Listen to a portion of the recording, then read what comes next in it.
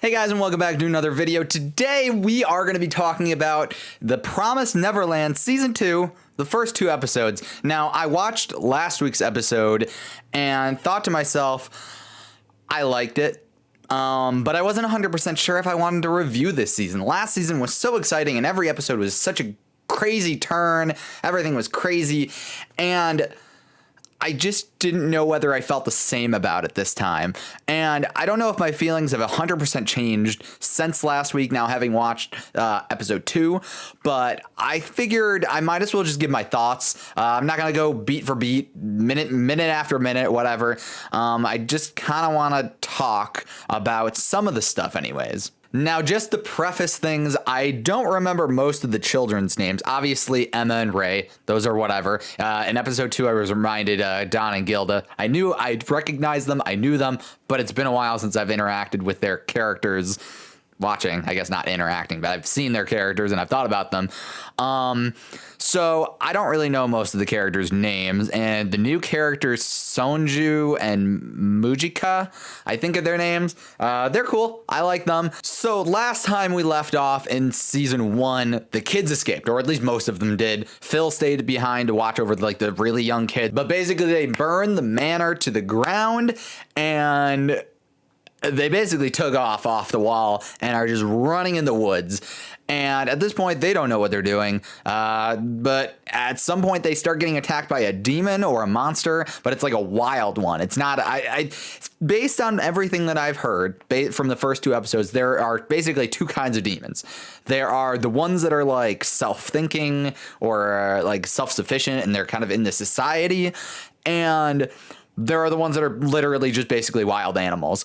I don't know what makes that distinction. I guess just whether a demon is part of the society or not.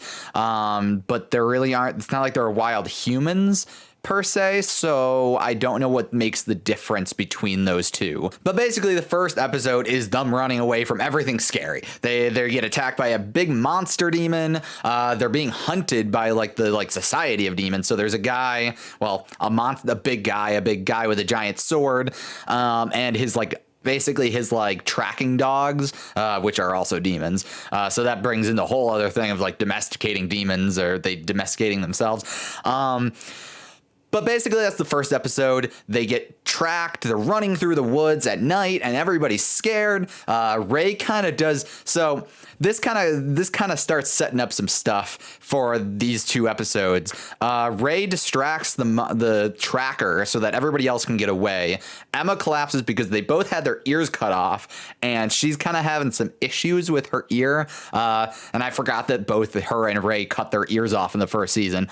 Holy crap. These kids are kids and they're dealing with a lot of stuff. But basically, the kids get rescued by some mysterious people in hoods, and Ray gets rescued by this tall dude in a hood. And before he gets rescued, he writes some stuff on a tree. And at first I thought maybe, okay, he's writing a message to Emma and the kids in case he gets captured, or in case they just get separated in general.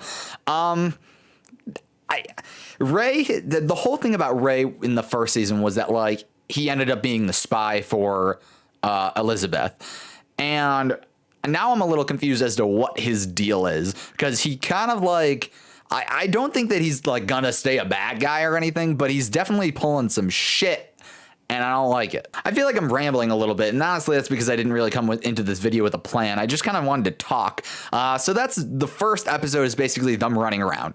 That's more or less. They kind of find out that they have this pen that has a hologram thing, and they're heading towards the guy, what's his name?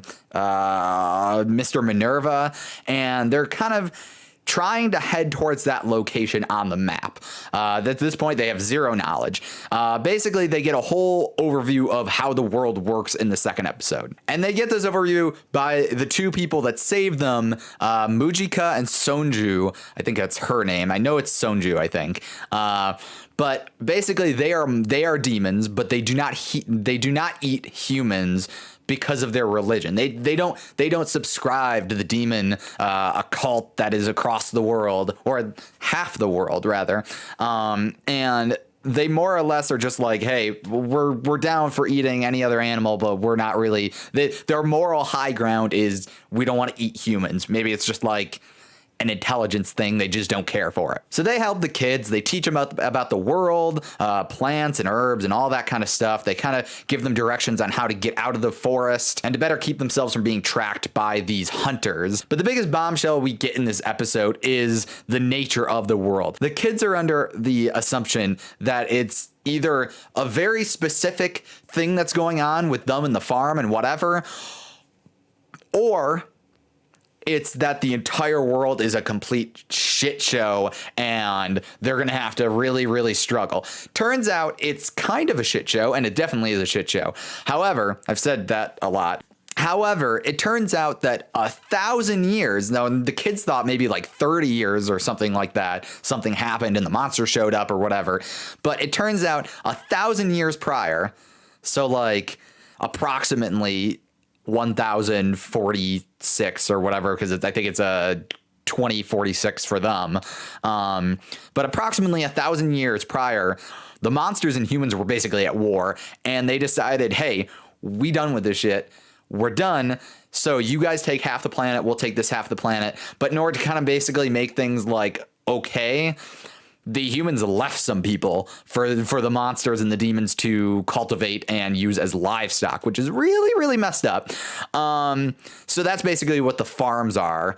Now, the trick here is that even though there is a human side where basically humanity is theoretically prospering, nobody's necessarily allowed to go over there. There's not a lot of crossing back and forth. Nobody's gone over, I assume it's a wall or something like that. There's always a wall, but nobody's ever crossed that border. So the kids are basically going to be treading new ground here for after 1,000 years. But they're okay with that. Sonju kind of like lays everything out, and he's a little bit surprised because even though it's technically the worst case scenario in their head, that their monsters are basically everywhere and they're basically like out of luck in a way, there is a silver lining because there is a whole other world to go live in if they can get there. Now, the last thing in episode 2 is basically Emma. She knows that even though they have all this like knowledge now about like herbs and the flora and fauna, and they know that how to get to places, and they're learning a bit more about the open world and the forest,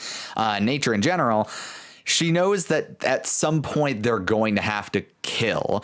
And I think this is going to translate into killing more intelligent animals like monsters and maybe even humans. But to start off, she's like, well, we're going to need to hunt. So during their kind of preparation, the kids are learning how to use like bows and arrows, but I don't think any of them are particularly prepared to use it. So Emma goes out with Sonju to basically learn how to kill. And this alone is kind of a tough thing for kids because she's a kid, so killing is kind of a rough thing, even if it's an animal. So she basically shoots a bird with an arrow. It's still alive, but it's unconscious because she like missed or something like that. She hit its neck. I don't know. But Sonju basically says, you can't eat it yet. You got to stick this flower in. So apparently there's at least a ritual. I'm sure you could theoretically eat whatever you want. But there's like a ritual as far as like the demon's religious or like cultural traditions go, in which you stick this flower, this like basically it's a black and white flower, and not even black and white. It's just like a colorless flower. And you stick it in your meal, and if it sucks up their blood, then you can eat it. If not, you just leave it. Which is what the demons are doing to the humans, which is really, really messed up. And the really messed up part is apparently the food needs to be alive in some way when you do this ritual. So even if they're unconscious, they're still alive. They're basically having their blood sucked out of them as they're alive, and that's really messed up. So this kind of really hits Emma hard because she knows that all of her friends, all the people that she considered family, sisters, brothers, siblings, she knows that this happened to them. She watched it happen. Well, she didn't watch it happen, but she found the body of her like younger sister basically in the back of a truck with a flower sticking out of it. So out of her. So you have to really think of that this is hard. She throws up because it just like hits her so hard seeing this flower bloom from this bird. And it's a really messed up scene, honestly. It's subtle, but it's kind of messed up psychologically. So more or less, that's basically it for those first 2 episodes. They get chased around, they get saved, and then they get taught by Sonju and Mujika, whatever her name is, the 2 like nice demons, and are basically taught how to survive in the outside world. And eventually the kids will separate from the 2 of them and kind of go their own ways. But there's some, I find the world that they are being set up in very interesting. But I definitely, here's something that I've heard about The Promised Neverland is that the first season, or the first arc basically, is the most interesting. And I can definitely see how that goes, because it seems like we're on a trajectory for the kids suddenly just becoming shonen protagonists. And I know nothing about this series outside of like maybe some like promo art or whatever, just from like when the manga was going, and it's like, oh, they have guns or something like that, which makes sense. So I can definitely see the trajectory of them, like, okay, so now they're using bows and arrows. Eventually they'll find society, whether it be Minerva or some other people. And eventually they'll get their hands on guns and basically go to war, because their whole thing is they want to go back and save Phil and the other kids. And now that they know there are other farms, they're basically going to uproot this whole thing. And I wouldn't be surprised if they eventually join a resistance of some sort, and there's some kind of rebellion or some kind of thing that breaches the promise or like pact that the demons and the humans made.